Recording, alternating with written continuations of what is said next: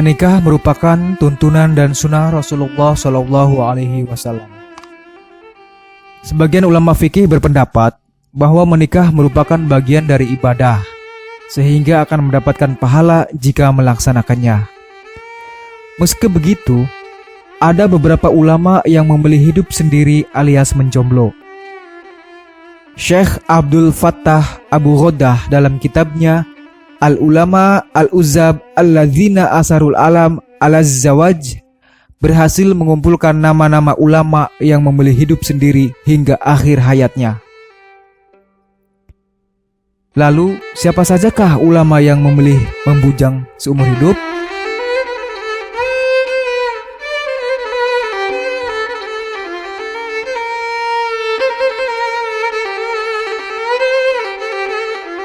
Abdullah bin Abi Najih al-Makki. Nama lengkapnya adalah Abu Yasar Abdullah bin Abi Najih. Beliau seorang mufasir yang sangat terpercaya di kalangan tabi'in. Beliau merupakan guru dari ulama kenamaan seperti Sufyan bin Uyainah. Sufyan pernah bercerita bahwa gurunya ini merupakan mufti ahli Mekah setelah Amr bin Dinar. Imam Bukhari juga pernah bercerita bahwa Ibnu Abi Najih pernah tidak berbicara selama 30 tahun. Beliau wafat pada tahun 131 Hijriah.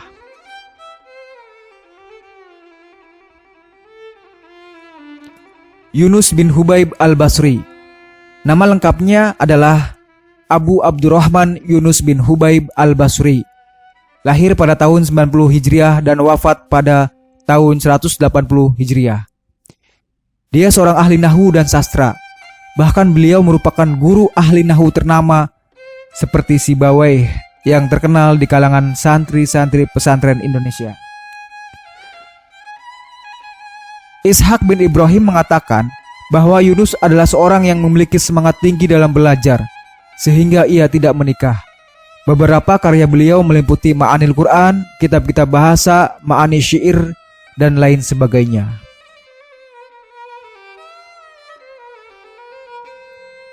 Husain bin Ali al-Ju'fi.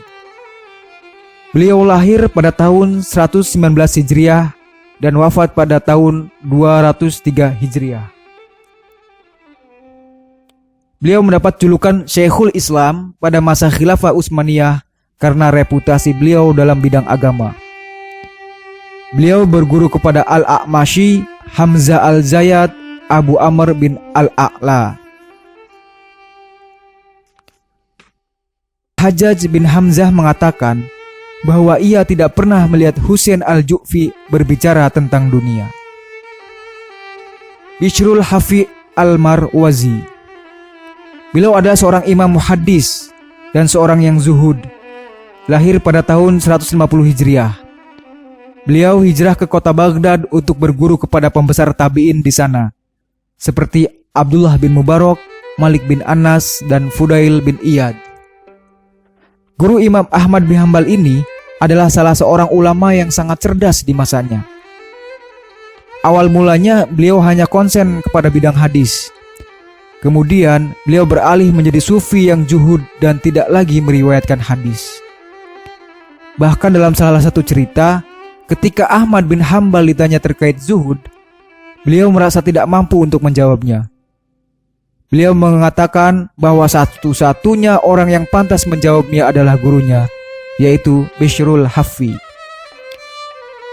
Bishrul Hafi wafat pada tahun 227 Hijriah. Imam Daruqutni berkomentar bahwa Bishr adalah seorang ulama yang zuhud, yang hanya meriwayatkan hadis sahih. Hanad bin Asy'ari. Hanad adalah seorang hufaz dan maha guru di Kufah. Nama lengkapnya adalah Hanad bin Asy'ari At-Taimi Ad-Darimi. Beliau merupakan guru sebagian besar ulama hadis. Bahkan Imam Bukhari pun meriwayatkan hadis dari beliau dalam kitab Khalaqul Af'alil Ibad. Kesehariannya beliau gunakan untuk terus beribadah. Sebagaimana diceritakan Ahmad bin Salamah An-Naisaburi bahwa Hanad adalah seorang yang sering menangis. Pagi hari setelah mengajar, beliau melakukan sholat sunnah sampai menjelang zuhur. Kemudian sholat sunnah lagi sampai menjelang asar. Setelah itu, beliau membaca Al-Quran hingga menjelang maghrib.